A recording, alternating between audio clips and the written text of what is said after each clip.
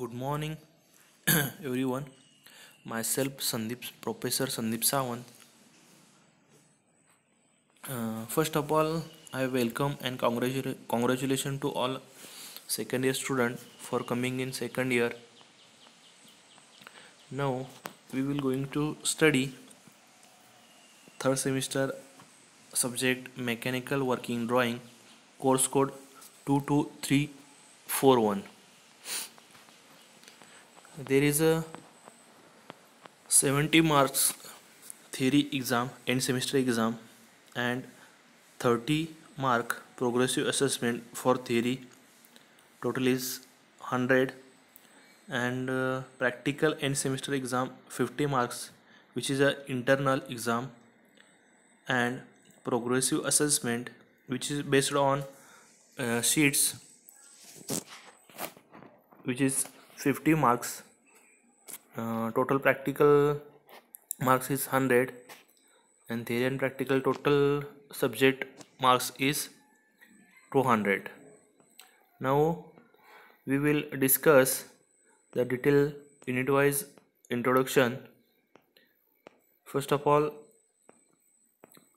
first unit is development of surface. Development of surface unit is for 8 mark. In this unit there are subtopics are development of lateral surfaces of cube, prism, cylinder, pyramid and cone. आता आपण जर बघितलं तर तुम्हाला prism, cylinder, pyramid, कोन हे engineering drawing या सब्जेक्टमध्ये झालेलेच आहे. तर त्याच्यामध्ये आपण जर बघितलं तर बघा डेव्हलपमेंट बघायचं. आता हा फर्स्ट युनिट जो आहे तो डेव्हलपमेंट ऑफ सरफेस. तर प्रत्येकाचं तुम्हाला माहितीच आहे, क्यूब कसा असतो, प्रिझम कसा असतो, सिलेंडर, पिरॅमिड, कोन हे कसा असतो तुम्हाला माहितीच आहे. पण याच्यामध्ये आपण काय बघतोय तर डेव्हलपमेंट ऑफ लॅटरल सरफेसेस. तर डेव्हलपमेंट म्हणजे काय करायचं आपल्याला, तर क्यूब असेल, प्रिझम असेल, सिलेंडर असेल, तर आपल्याला समोर एक इमेज ते होते क्यूबची किंवा प्रिझमची.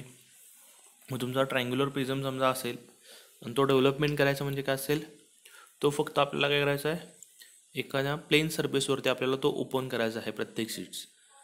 आणि हे केल्यानंतर त्याची जे काय डेव्हलपमेंट आपण काढतोय तर ते फक्त आपल्याला ड्रॉ करायचं आहे. मग तुम्हाला प्रत्येकाची साईज तुम्हाला दिली असेल, क्यूबची, प्रिझमची साईज दिली असेल, सिलेंडरची साईज दिली असेल, पिरॅमिडची साईज दिली असेल, त्याच्यानुसार त्याचं डेव्हलपमेंट जे असेल ते आता आपल्याला काढायचं आहे. आणि हा सब्जेक्ट जर बघितला, हा युनिट जर बघितला तर तुम्हाला 8 मार्कासाठी आहे. तर त्यामध्ये बघा applications of development of surface such as tray and funnel. म्हणजे आपण जर बघितलं एखादा ट्रे समजा जर तुमचा असेल, तर ट्रे जर तुम्हाला तयार करायचं असेल शीट मेटलपासून, तर आपल्याला ॲक्च्युअलमध्ये किती शीट आपल्याला कापावे लागेल. म्हणजे तो आपण जर फोल्ड केल्यानंतर आपल्याला ट्रे तयार होत असेल तर तो समजा फोल्ड करायच्या अगोदर जो काय ट्रेची शीट जी तुमची असेल आणि तेवढंच आपल्याला ॲक्च्युअल जी काय साईज लागणार असेल. तर या ठिकाणी प्रत्येक ठिकाणी तुम्ही काय असेल, फनलसाठी असेल. मग समजा आपल्याला बघा वरती आपलं रूफ स्ट्रक्चर जर असेल, एखादं पत्र वगैरे बसवायचे असतील, तर त्या ठिकाणी त्याचं ॲक्च्युअलमध्ये आपल्याला किती लागणार आहेत, तर हे म्हणजे त्याचं काय असेल, डेव्हलपमेंट असेल. तर हे जे असतील ॲप्लिकेशन ऑफ डेव्हलपमेंट सर्फेस आहे.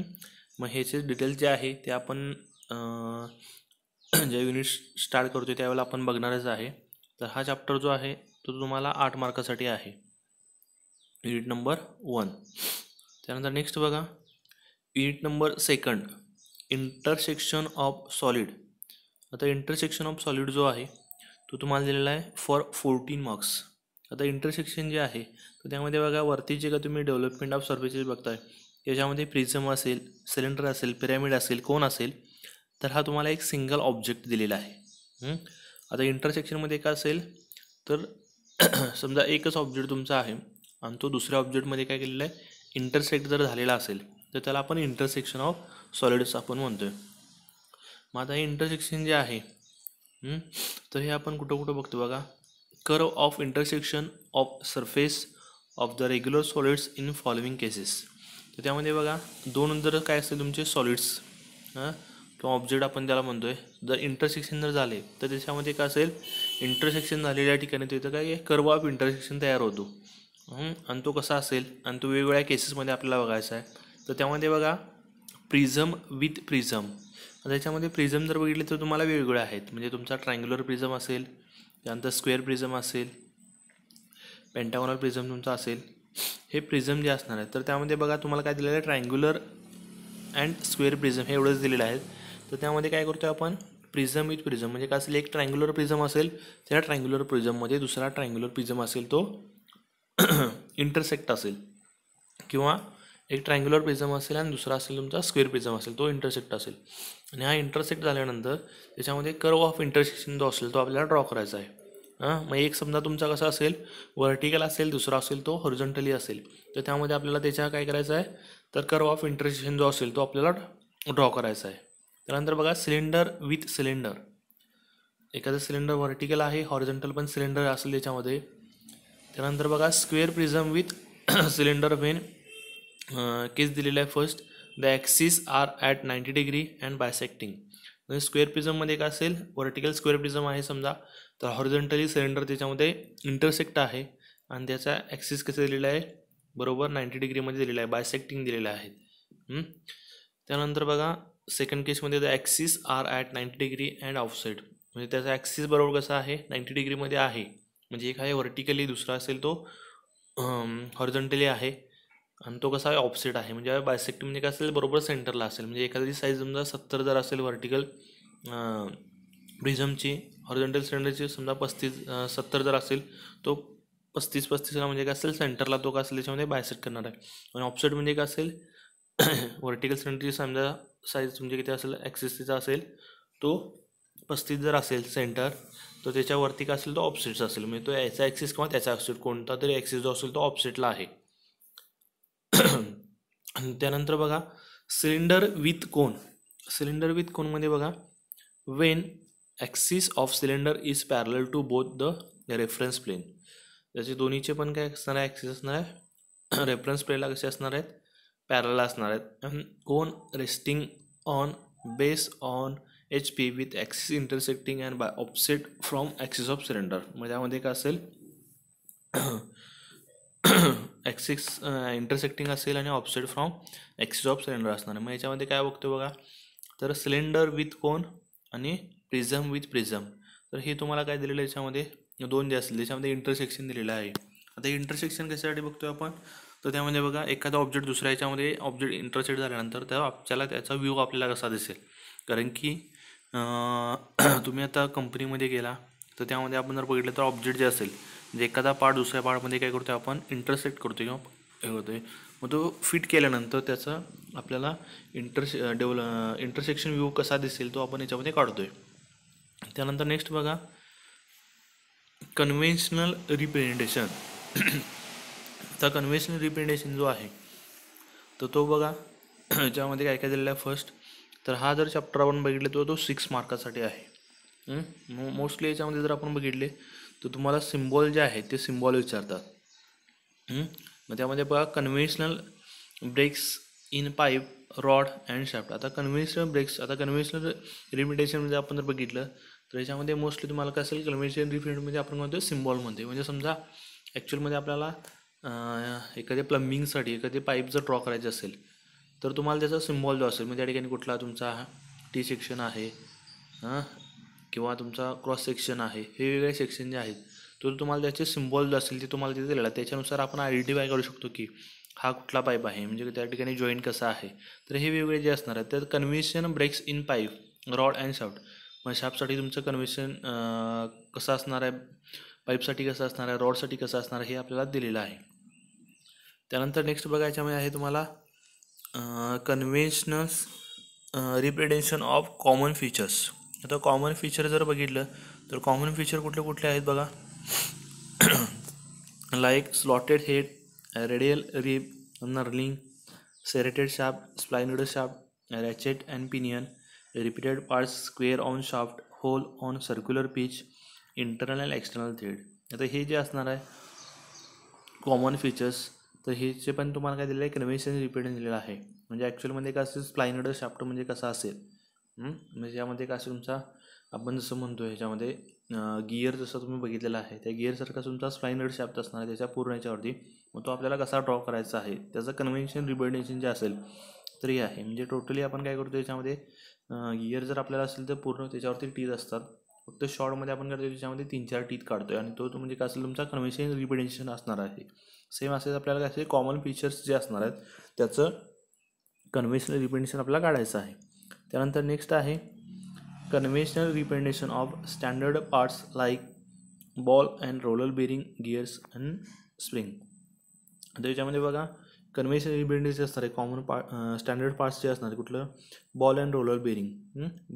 एका ठिकाणी बॉल वापरलेला आहे दुसऱ्या ठिकाणी रोलर, ते बॉल अँड रोलर बेरिंग जे असणार आहे त्याचं आपल्याला रिप्रेझेंटेशन दिलेलं आहे. गिअर्स जे असणार आहेत ते वेगवेगळे गिअर्स तुम्हाला माहिती आहे स्पर गिअर, पिनियन गिअर, तर हे जे असणार आहेत हेलिकल गिअर, तर ह्याचे तुम्हाला कन्व्हेन्शनल रिप्रेझेंटेशन जे आहे ते आहे. त्यानंतर स्प्रिंग्स म्हणजे helical compression spring, helical tension spring, या स्प्रिंग ज्या आहेत. त्यानंतर लिप स्प्रिंग याचं कन्व्हेन्शनल रिप्रेझेंटेशन जे आहे तर ते तुम्हाला तिथे दिलेलं आहे, ते आपल्याला ड्रॉ करायचं आहे. त्यानंतर बघा पाईप जॉईंट अँड वॉल्स. आता पाईप जॉईंट मग तुम्हाला सांगितलं याच्यामध्ये पाईप जे असणार त्याच्यामध्ये जॉईंट्स म्हणजे एखाद्या आपण बघतोय टी जॉईंट असेल तुमचा, क्रॉस जॉईंट जर असेल तर हे जॉईंट जे असणार आहे आणि त्याचे वॉल जे असणार आहे म्हणजे 1 वे वॉल असणार आहे, 2 वे वॉल असणार आहे. हे वॉल जे असणार आहेत ते वॉल्स तुम्हाला इथे बघायचे आहेत. त्याचं conventional representation counter शंक and counter board hold. तर हे counter शंक and counter board hold याचं पण कन्व्हेन्शनल रिप्रेझेंटेशन जे असेल ते आपल्याला बघायचं आहे. आणि tapers as per standard convention using ISSP 46 1988 याच्यानुसार टेपर्स पण आहे, त्याचं पण आपल्याला कन्व्हेन्शनल रिप्रेझेंटेशन जे असेल ते आपल्याला बघायचं आहे. आता हा जर बघितला तर तुम्हाला काय असेल 6 मार्कासाठी आहेत. तर मोस्टली तुम्हाला काय असेल याच्यामध्ये 6 मार्कासाठी मॅक्झिमम तुम्हाला काय असेल याच्यामध्ये 3 तुम्हाला दिले, कारण प्रत्येक हे जे असेल तुम्हाला 2-2 मार्कासाठी हे दिलेले असतात. त्यामुळे मॅक्झिमम तुम्हाला किती 3 जे असेल कन्व्हेन्शनल रिप्रेझेंटेशन जे आहे ते तुम्हाला याच्यामध्ये विचारतात. मग तो कोणते पण विचारू शकतात, जे आपण बघितलं त्याच्यामध्ये कोणते पण विचारू शकतात. तर त्यानंतर बघा नेक्स्ट आहे तो चॅप्टर नंबर 4 युनिट नंबर 4 त्याला आपण म्हणतोय प्रोडक्शन ड्रॉइंग. तर प्रोडक्शन ड्रॉइंग जो आहे एकदम सिम्पल आहे हा युनिट. आणि मॅक्झिमम जर आपण बघितलं तर याच्यामध्ये काय असेल मॅथमॅटिकल म्हणजे कॅल्क्युलेशन जे आहे ते इथं आहे. तर याच्यामध्ये बघा फर्स्ट आपण काय बघतोय लिमिट, फिट्स अँड टॉलरन्सेस. हे 3 पार्टमध्ये ह्याच्यामध्ये आहे लिमिट्स, फिट्स अँड टॉलरन्सेस आपण इथं बघतोय. तर पहिल्यांदा आपल्याला याच्यामध्ये बघायचं आहे definitions, introductions to ISO system to tolerance हे आपल्याला बघायचं आहे. त्यानंतर dimensional tolerances terminology, tolerances dimensions tolerances terminology त्याचं सिलेक्शन आपल्याला आणि रिप्रेझेंटेशन ऑफ डायमेन्शनल टॉलरन्स याचं बघायचं आहे. Number and grade method. आता ग्रेड मेथड जर बघितला तर तुम्हाला बघा IT 01, IT 02 हे ग्रेड मेथड दिलेले आहेत. या ग्रेडनुसार आपण काय फाइंड आउट करू शकतो तर याच्यामध्ये किती टॉलरन्सेस आहे आणि त्याच्यावरती काय असेल प्रोसेस कुठली आहे ती पण आपण याच्यामध्ये बघू शकतो. त्यानंतर definitions concerning tolerancing and limit. आता ह्याच्यामध्ये काय असेल टॉलरन्सेस आणि लिमिटची काय असेल डेफिनेशन्स आपण बघणार आहे. त्यानंतर बघा युनिलॅटरल आणि बायलॅटरल टॉलरन्स म्हणजे काय असेल, hole and shaft based system. आता hole and shaft based system mostly जर आपण बघितलं तर होल बेसिस सिस्टीम आपण पडतोय. आता होल बेस सिस्टीम आणि शाफ्ट बेस सिस्टीम म्हणजे काय असेल याच्यामध्ये एक साईज जे असेल ते फिक्स तुमची असेल आणि दुसरी असेल ती व्हेरिएबल करते. म्हणजे होल बेसिस सिस्टीममध्ये बघितलं तर तुम्ही काय असेल होल जो असेल तो तुमचा फिक्स असेल आणि शाफ्ट जो असेल तो व्हेरिएबल असेल. आणि ही जी मेथड जी आहे ही आपण मोस्टली प्रिफर करतो. म्हणजे कंपन्यामध्ये जर आपण बघितलं तर होल बेसिस सिस्टीम जी असेल ती वापरतो आहे. मग त्यामध्ये आपण जर बघितलं तर notation A to Z grade जो तुमचा असेल तो होलसाठी आपण काढतो आहे कॅपिटल वापरतो आहे आणि शाफ्टसाठी स्मॉलमध्ये वापरतो आहे. हे तुम्हाला पुढे इथं दिसते बघा 550 H7 ऑब्लिक S6. त्याच्यामध्ये H म्हणजे काय असेल होलसाठी तुम्हाला दिलेला आहे येस, आणि तो पुढचा जो आहे टॉलरन्स ग्रेड तुम्हाला दिला आहे 7 आणि 6 जो आहे. तर types of fit, clearance, transition आणि इंटरफरन्स. आता टाईप्स ऑफ फिट्समध्ये जर आपण बघितलं तर क्लिअरन्स फिट म्हणजे काय, ट्रान्झिशन आणि इंटरफरन्स फिट म्हणजे काय, तर हे आपण बघतो याच्यामध्ये. नंतर selection of fit for engineering application म्हणजे हे जे फिट्स आपण बघतोय तिन्ही तर इंजिनिअरिंग ॲप्लिकेशनसाठी कुठं आपण वापरतो आहे. नंतर calculation of limit size and identification of type of fit from the given size like 550 H7 S6 आणि 530 S7 D9. आता याच्यामध्ये बघा टाईप ऑफ फीड जो आहे वरती तुम्हाला दिले आहेत तर इथं तुम्हाला एक्झाम्पल 2 दिलेलं आहे. त्याच्यामध्ये कोणतं फीड जे आहे तर ते आपल्याला बघायचं आहे. आता हे फाइंड आउट करत असताना तुम्हाला कॅल्क्युलेशन करावं लागतं, म्हणजे प्लस मायनस करावं लागतं. त्याच्यामध्ये जे काही व्हॅल्यू तुम्हाला दिली असेल S7ची टॉलरन्स व्हॅल्यू ते त्यानुसार आपण काय करतो त्याच्यामध्ये कॅल्क्युलेशन करतो आणि त्याच्यामध्ये कोणतं फिट आहे ते आपण आयडेंटिफाय करतो आहे. त्यानंतर बघा geometrical tolerances, types of geometrical tolerances, terminology for deviation, representation आणि geometrical tolerance on drawing. Geometrical tolerances जे आहेत ते ड्रॉइंगवरती कसं आपण हे करायचं आहे तर त्याची टर्मिनॉलॉजी काय आहे तर ते पण आपल्याला याच्यामध्ये बघायचं आहे. General welding symbol, length and size of weld, surface counter, finish of weld, all round and side weld, symbolic representation in engineering practice and its interpretation. जर बघा वेल्डिंग सिम्बॉल जो आहे, समजा एखादा आपल्याला एक्झाम्पल दिलेलं आहे वेल्डिंग सिम्बॉलचं आणि त्याच्यामध्ये काय करायचं आहे, वेल्डिंग सिम्बॉलचं एक्झाम्पल दिल्यानंतर तर त्याच्यामध्ये आपल्याला त्याचं रिप्रेझेंटेशन कसं करायचं आहे तर ते पण आपण याच्यामध्ये बघणार आहे. नंतर बघा machining symbol and surface texture, indication of machining symbol. आता मशीनिंग सिम्बॉल जो आहे, एखादा मशीनिंग जर केलेला असेल तर त्याचा सिम्बॉल जो असेल तो आपण इथं टाकतो, इंडिकेशन करायचं आहे. तर त्यामध्ये बघा शोईंग डायरेक्शन ऑफ प्ले, म्हणजे काय असेल एखादा मशीनिंग जर केलेला असेल तर त्याचे डायरेक्शन ऑफ प्ले म्हणजे तो कसा कट केलेला आहे, त्याचं डायरेक्शन कोणती आहे, म्हणजे पॅरलल आहे, क्रॉस आहे, कसं आहे, त्याची डायरेक्शन ऑफ प्ले आपल्याला बघायची आहे. नंतर सॅम्पलिंग आहे, म्हणजे किती याच्यामध्ये तुमचं मशीनिंग केलेलं आहे त्याची सॅम्पलिंग लेंथ, हे रफनेस ग्रेड. नंतर मशीनिंग अलाउन्स त्याच्यावरती किती लिहिलं आहे. रफनेस ग्रेड म्हणजे काय असेल तुमचा किती मायक्रॉनचा रफनेस ग्रेड तुमचा आहे हा तुम्हाला तिथं असणार आहे. त्यानंतर मॅन्युफॅक्चरिंग मेथड, तिथं मॅन्युफॅक्चरिंग मेथड कुठली वापरली आहे.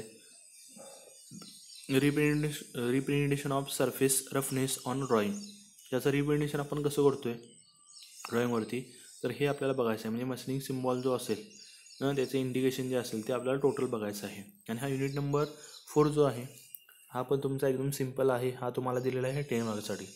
आता यानंतर युनिट नंबर 5 जो आहे तो डिटेल्स टू असेंब्ली. जर आपण बघितलं तर डिटेल्स टू असेंब्ली आणि assembly to details, unit number 5 जो आहे तुमचा डिटेल्स टू असेंब्ली आणि युनिट नंबर 6 जो आहे असेंब्ली टू डिटेल्स. आता हे दोन्ही जे असेल ते ॲट अ टाईम कवर होतात, म्हणजे सेपरेटली तुम्हाला काय असेल एक जर तुम्ही डिटेल्स बघितला तर त्याची असेंब्ली जी असेल ती पण कवर होते आणि असेंब्ली टू डिटेल्स हे दोन्ही पण पार्ट्स जे असेल ते म्हणजे इथं कवर होतं. म्हणजे युनिट नंबर 5 आणि 6 जो असेल तुमचा एकदम कवर होते. तर त्यामध्ये बघा डिटेल्स टू असेंब्लीसाठी तुम्हाला डिटेल्स दिलेले आहेत. आता डिटेल्स टू असेंब्ली म्हणजे बघा एखादा जर तुमचा काय असेल याच्यामध्ये एक्झाम्पल तुम्हाला द्यायचं असेल तर बघा एक ओल्डम कपलिंग समजा जर तुमचा असेल त्या ओल्डम कपलिंगमध्ये काय असेल पार्ट्स जर आपण बघितले तर तुम्हाला किती त्याच्यामध्ये 6 ते 7 पार्ट जर तुमचे आहेत तर त्यामध्ये काय असेल तुम्हाला डिटेल्समध्ये काय दिलेलं असेल वेगवेगळे पार्ट्स जे असेल ते म्हणजे प्रत्येक पार्ट जो आहे त्याचं वेगवेगळं तुम्हाला ड्रॉइंग दिलेलं असेल, त्याची क्वांटिटी किती आहे ते तुम्हाला दिलेली असतील. आणि असेंब्लीमध्ये काय करायचं आपल्याला त्याची पार्ट नंबर 1 पार्ट नंबर 2 असं नंबर वाईज आपल्याला काय असेल त्याच्यामध्ये असेंब्ली करायचं आहे. म्हणजे एखाद्या पार्टमध्ये दुसरा पार्ट कुठला फिट होतो त्यामध्ये त्याची असेंब्ली करायचं आहे. आणि त्यामध्ये बघा आपण डिटेल्समध्ये बघतो introduction type of assembly drawing. Assembly ड्रॉइंगचे टाईप्स कुठले आहेत. Accepted norms to be observe for assembly drawings, sequence for preparing assembly drawing, कोणकोणता सिक्वेन्स आपण हे करायचा. तर मोस्टली जर आपण बोललं तर नंबर ऑफ पार्ट जे दिलेले आहे त्याच्यानुसार आपण असेंब्ली केलं तर आपल्याला इझी जातं. त्यानंतर bill of material, bill of मटेरियलमध्ये काय असेल आपण पार्ट नेम, त्याचं मटेरियल जे असेल आणि त्याची क्वांटिटी जी असेल तर हे आपण याच्यामध्ये बघतो आहे. त्यानंतर नेक्स्ट आहे कपलिंग. कपलिंगमध्ये बघा ओल्डॅम अँड युनिव्हर्सल कपलिंग. कपलिंग जे असेल तर त्यामध्ये ओल्डॅम कपलिंग जे आहे आणि युनिव्हर्सल कपलिंग जे आहे तर हे वेगवेगळे आहे. तर त्याचे तुम्हाला काय दिलेले डिटेल्स दिलेले आहे आणि त्यानुसार आपल्याला नंबर ऑफ पार्ट जे असेल ते त्याच्यानुसार काय करायचं आहे नंबर ऑफ पार्ट्सनुसार काय असेल ते असेंबल करायचं आहे आणि त्याची असेंब्ली ड्रॉइंग आपल्याला ड्रॉ करायचं आहे. बेरिंगसाठी बघा roller, footstep and pedestal bearing. तर यामध्ये जर आपण बघितलं तर फुटस्टेप बेरिंग जे आहे ते मॅक्झिमम तुम्हाला विचारतात. त्यानंतर लेथसाठी बघितलं तर single and square tool post, तर आपण त्याला टूल पोस्ट म्हणतो आहे. तर टूल पोस्ट जो आहे हा पण तुम्हाला विचारतात मॅक्झिमम टाईम. तर हा पण आपल्याला काय असेल याच्यामध्ये लेथ मशीनवरती तुम्ही जर बघितलं असेल फर्स्ट इयरला वर्कशॉपमध्ये तर लेथ मशीनमध्ये जो टूल पोस्ट जो आहे तर त्याचं आपल्याला काय करायचं आहे याच्यामध्ये असेंब्ली ड्रॉइंग असेल ते ड्रॉ करायचं आहे. Bench wise and pipe wise. नंतर स्क्रू जॅक जो आहे म्हणजे आपण गाडीची लिफ्ट करायसाठी मोठी 4 व्हीलर जे असेल त्यामध्ये स्क्रूजॅक जो वापरतो तो स्क्रूजॅक जो असेल त्याचे पण तुम्हाला असेंब्ली ड्रॉ करायचं आहे. वॉल्स जे आहे ते स्टीम स्टॉप आणि नॉन रिटर्न वॉल. तर त्यामध्ये स्टीम स्टॉप वॉल जो आहे हा मॅक्झिमम तुम्हाला विचारतात. Piston and connecting rod of IC engine हा पण आहे. लेथ मशीन टेलस्टॉक जो आहे हा पण आहे. ड्रिल जिग आणि any other assembly consisting of 6 to 10 parts. म्हणजे कोणता पण तुम्हाला ह्याच्यात सोडून दुसरं विचारू शकतात की 6 ते 10 पार्ट्स जे असणार आहे त्याची असेंब्ली तुम्हाला ड्रॉ करायची आहे. जसं तुम्ही काय करता याच्यामध्ये डिटेल्स जो असेंब्ली काढताय तसंच तुमचा इथं पार्ट जो असेल तो दुसरा कुठला युनिट नंबर 6 जो आहे असेंब्ली टू डिटेल्स हा पण इथं कवर होतो. म्हणजे यामध्ये बघा basic principles of process of dismantling and dismantling the assembly into component and details of all assemblies mentioned in unit number 5. मग ह्याच्यामध्ये बघा तुम्हाला सांगितलेलंच आहे याचे जे डिटेल्स जे दिलेले आहेत म्हणजे जे आपण असेंब्ली ड्रॉ करणार आहे त्याच्याच आपल्याला उलटं काय करायचं याच्यामध्ये डिटेल्स ड्रॉ करायचे आहे. आता हे जर बघितलं तर समजा तुम्ही काय असेल ॲट अ टाईम दोन्ही पण ड्रॉ केला म्हणजे डिटेल्स पण ड्रॉ केला आणि असेंब्ली पण ड्रॉ केला तर दोन्ही पार्ट्स तुमच्या इथे कवर होऊन जातात. आता इथे जर बघितला तर युनिट नंबर 6 जो आहे आणि युनिट नंबर 5 हे दोन्ही पण जे आहेत ते 16 मार्कासाठी आहेत. तर बघा जर आपण जर बघितलं तर मॅक्झिमम आता आपलं बघितलं तर 70 मार्क्सचा पेपर आहे. तर 70 मार्क्सच्या पेपरमध्ये तुम्हाला पासिंगसाठी किती लागतं तुम्हाला याच्यामध्ये 28. तर 28साठी बघा युनिट नंबर 5 आणि युनिट नंबर 6 हा जर बघितला तर टोटल तो 32 मार्क्सचा आहे. म्हणजे तुम्ही असेंब्ली आणि डिटेल जर परफेक्टली ड्रॉ केला तुम्हाला 32 मार्क्स म्हणजे पासिंग जे तुमचं आहे ते इथंच होऊन जातं. बाकी जर बघितला तर ते तुम्हाला युनिट नंबर 3 आणि युनिट नंबर 4 जो आहे हा पण तुमचा इझिली आहे.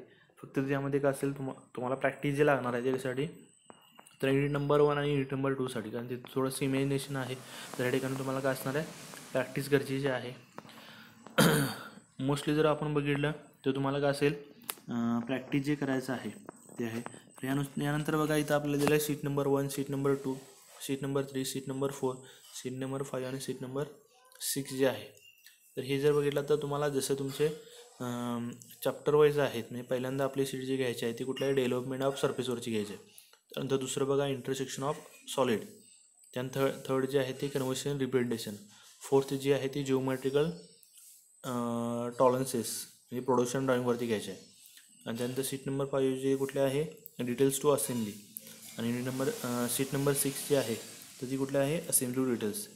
तर प्रत्येकाच्यावरती आपल्याला सीट जी घ्यायची आहे आणि टोटल जे तुमचे 6 सीट जे असणार आहेत याच्यासाठी तुम्हाला 50 मार्क असणार आहेत आणि एंड सेमिस्टर एक्झाम असणार आहे ती तुमची 50 मार्काची असणार आहे. मी टोटल तुम्हाला किती 100 मार्क तुम्हाला इंटरनली असणार आहेत आणि प्रोग्रेसिव्ह असेसमेंट तुमची असणार आहे थिअरीची टेस्ट त्याचे 30 मार्क आणि जे ह्याचे आहेत थिअरी अँड सेमिस्टर एक्झाम ती 70 मार्क्स. टोटल सिलेबसचं जर आपण बघितलं मार्किंग या सब्जेक्टचं मार्किंग जर बघितलं तर ते 200 मार्काचं आहे. आता आपण इंट्रोडक्शन बघितलं याचं पूर्ण. आता याच्यानंतर आपल्याला नेक्स्ट जे आहे याचं चॅप्टर वाईज आपण एक्सप्लेनेशन जे आहे तर ते आपण पुढच्या लेक्चरमध्ये बघतो आहे. थँक्यू.